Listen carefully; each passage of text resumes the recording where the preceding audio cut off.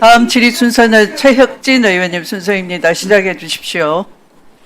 네, 위원장님 미리 1분 나중에 더 주십사 요청을 드립니다. 예.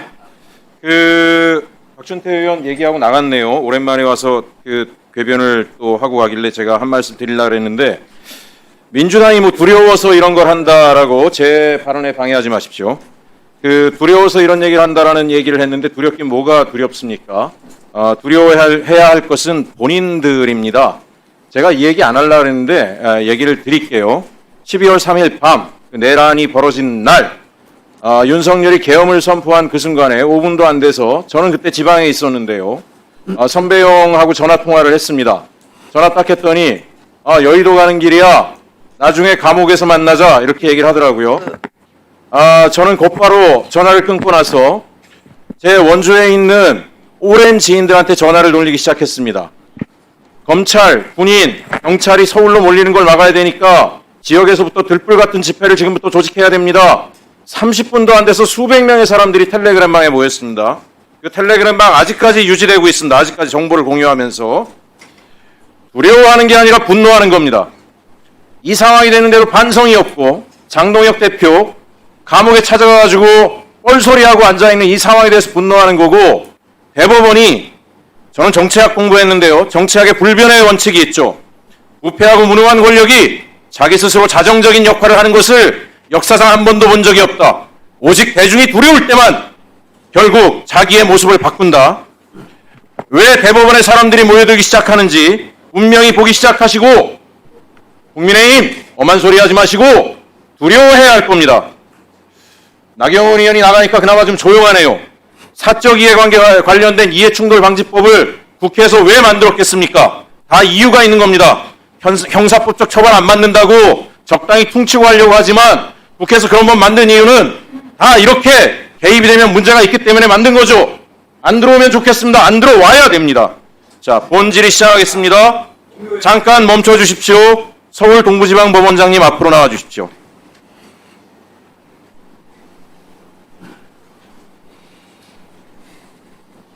자, 묻겠습니다. 재판 중인 증인이 네. 1심 판결에서 돈을 받고 돈과 아파트를 받고 거짓 증언을 했다라고 갑자기 자백을 했습니다. 그러면 2심 재판부는 이 상황을 어떻게 접근해야 됩니까? 그냥 그대로 1심 재판 판결 따릅니까? 핵심 증인이 1심 때 내가 증언한 것은 돈과 아파트를 받고 거짓 증언을 했다라고 자백을 했어요. 2심 재판부 재판관이시라고 한다면 어떻게 접근하시겠습니까? 1심에서 왜 그렇게 증언을 했는지에 대해서 자세히 살펴보겠죠. 당연히 살펴보겠죠. 그 일이 동부지법에서 일어났었죠. 정대택 씨와 윤석열의 장모 최은순 씨 사건에서 핵심 증인 법무사 백모 씨가 2심 때 최은순에게 돈과 아파트를 받고 사실 거짓 증언을 했습니다라고 했는데 당시 재판부는 그냥 판결을 내려버렸을 뿐만 아니라 재판정에서 정대택 씨를 오히려 법정 구속까지 했습니다. 하나 더 묻겠습니다. 만일 그 2심 판사가 그렇게 그 자리에서 말씀하신 것처럼 정황도 고려하지 않고 전후사정도 살피지 않고 그 증언의 배후도 살피지 않고 판결을 내린 그 판사가 제3자의 청탁을 받고 이런 판결을 내린 거다라는 의혹이 일파만파인데 그 순간에 부인이 그 제3자와 부동산 거래를 수십억대 부동산 거래를 한다면 이게 상식적으로 받아들일 수 있는 일입니까? 아닙니까? 어떻게 보십니까?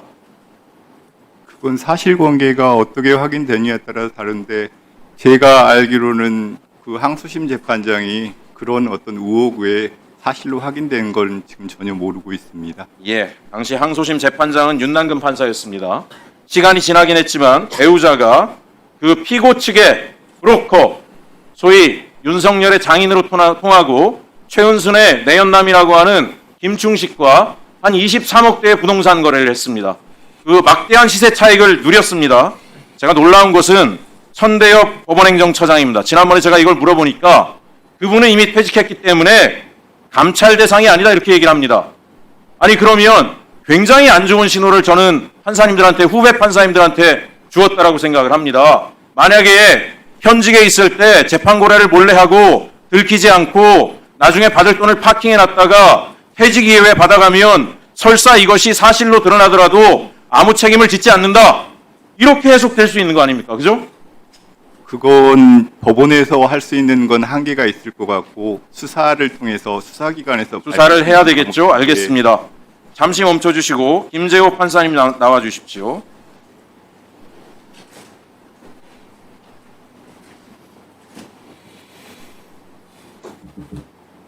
자, 윤남근 판사가 이 재판을 맡기 전에 김재호 판사가 주심 판사였습니다. 그 정대택 씨는 수개월 동안 심리를 열지 않고 재판을 연기했다라고 주장했는데 우리 나경원 의원께서 SNS에 이렇게 올렸습니다. 이렇게 보세요. 뭐라고 올렸냐?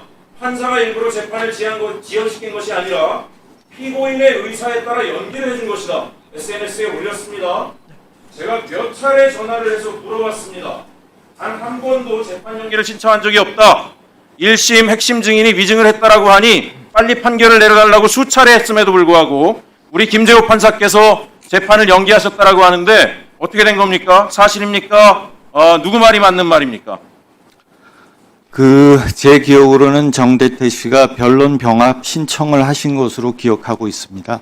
변론 병합 신청을 하셔서 연기를 하면서 변론 병합 신청으로 인한 연기라고 아마 연기 조서에 남겼던 것으로 기억하고 있습니다. 오늘 증언하신 내용하고 나중에 정대태 씨 얘기하고 다 맞춰보면 되겠죠? 조서에 남아 있는 것으로 알겠습니다. 기억하고 있습니다. 자, 김재호 법원장님, 그러면 김건희의 계부, 최은순의 내연남, 김충식을 아십니까? 모릅니다. 정말 모르십니까? 모릅니다. 최근에 김충식 씨가 공개적인 석상에서 새로 만나는 내연녀로 알려진 여성은 나경원 의원이 소개했다라고 공식적으로 이야기했습니다. 모르십니까? 나경원 의원 모릅니다. 언니가 소개를 했다고. 나경원 의원은 언니가 없습니다. 그러세요? 나경원 의원은 언니가 없습니다. 언니가 없습니다. 김충식 씨 고소고발 하시겠습니까? 언니가 없습니다. 고소고발 하시겠습니까? 언니가 없습니다. 자, 들어가세요. 들어가세요. 고등고 원장님, 묻겠습니다. 지금 이 사건 관련해서는 지금 사실 재판과 관련돼서 법원이 명확한 입장을 얘기 안 하고 계시지만 이 문제가 무엇이냐면 재판 과정에 사법적 거래로 인해서 불이익을 받았다라고 하는 사람의 이슈가 나타나는 겁니다. 이 문제가 지금 계속해서 반복적으로 언론에 나오고 있고 본인은 그리고 나중에 밝혀졌지만 해당 판사가 부인을 통해서 부동산 거래를 했다는 것까지 밝혀진 상황입니다. 저는 사심 재판이 됐던 어떤 형태로 됐든지 간에 대법까지 간 판결에 불이익을 받았다라고 하는 사람이 있을 때 그 사람의 구제를 위해서라도 재판부는 이에 대한 대안을 세워야 된다고 생각하는데 어떻게 생각하십니까? 어쨌든 모든 재판은 공정한 재판이 되어야 되고 또 그런 국민의 신뢰를 받아야 된다고 생각을 하고 있습니다. 알겠습니다. 이상입니다. 네, 수고.